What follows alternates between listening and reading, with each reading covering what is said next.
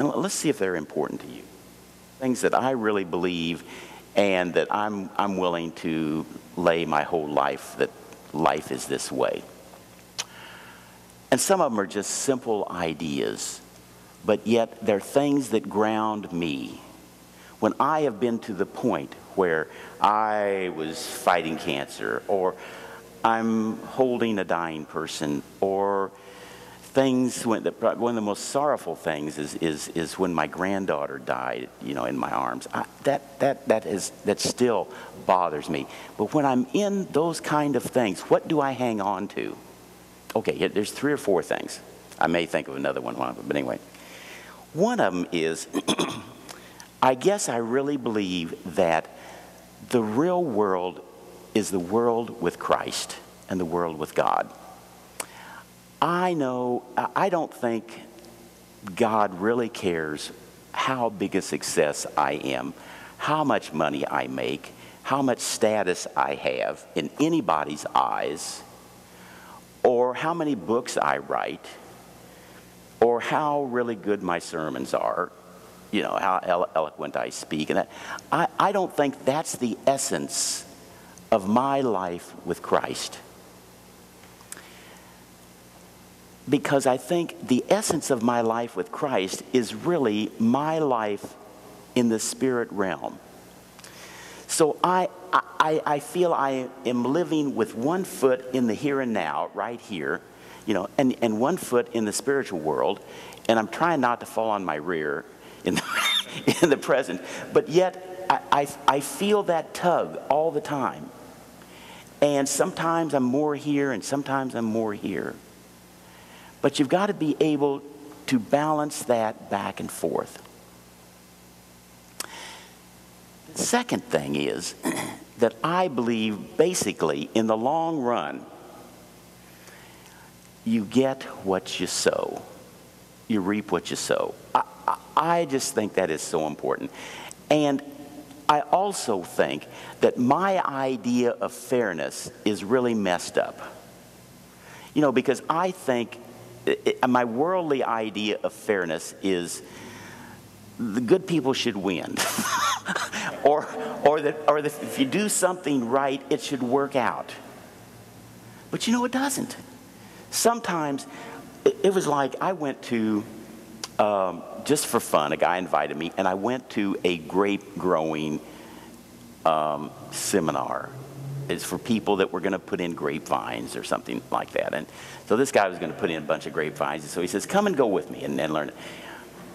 And they had several different masters, vintners, is that what, whatever they're called. Anyway, they had several of those people there.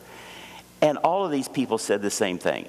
Let me tell you, you can have the best soil, you can have the best weather, you can have the best vines. Some years you get wonderful grapes and wine. Some years you don't. And I've yet to figure out what it is that really makes the difference. We know we can do more with chemistry and make better wine here and there and do some different things. But he says, if you're thinking about going in the grape growing business, you need to know that you may have the best crop that you've ever had and the wine is not right. Well, I think life is just that way. But I think where we really, the spirit of us really comes out is in our ability to be responsible. I don't care what happens to us. I think each of us are called to be responsible and respectful to each other. Now, I figured out a way, at least for me, when I know that I'm doing my share. This should be a great mystery to all of us. I'm the oldest of 4 kids, and I always used to tell my younger brothers and sisters, Mom always put me in charge of them doing things. My job is to see that you do your job. So I used to love to tell them that, but they still hate me. But anyway, no, not really. So I've learned that if I give what I feel like is more than my share, I about got it right. If I'm to the point, Pat, to where I am giving what I think is more than my share, then I'm about right. I'm about giving my share in actuality. Because there's something that when we think that we've given our share, oftentimes that's really not our real share. We need to stretch ourselves and give more.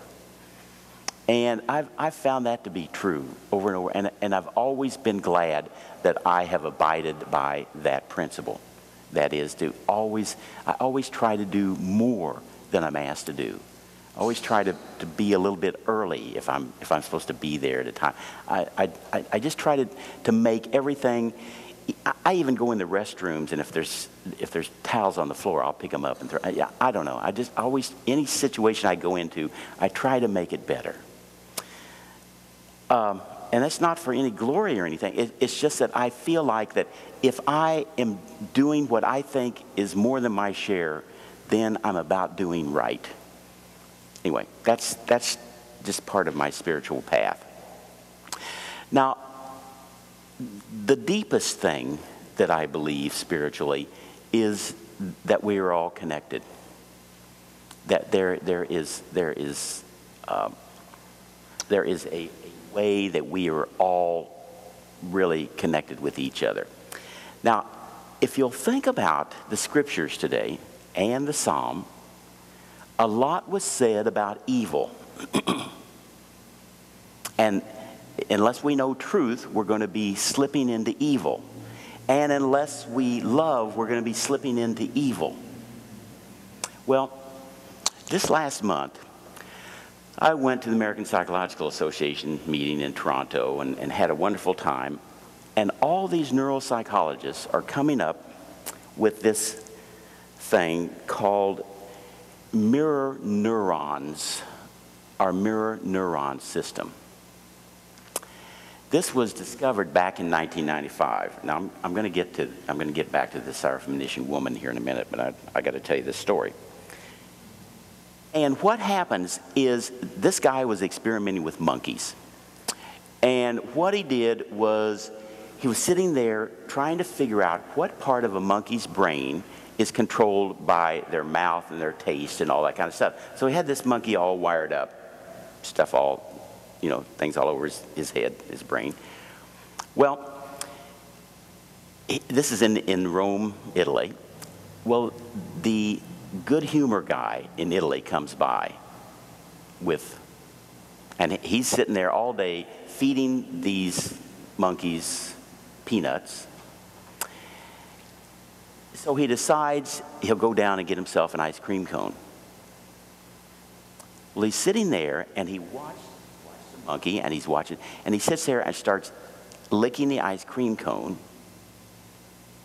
and all the monkey's brain, the monkey's tongue starts lighting up. This guy smacks his lips, and the monkey's lips neurons start. And he says, I can't believe this.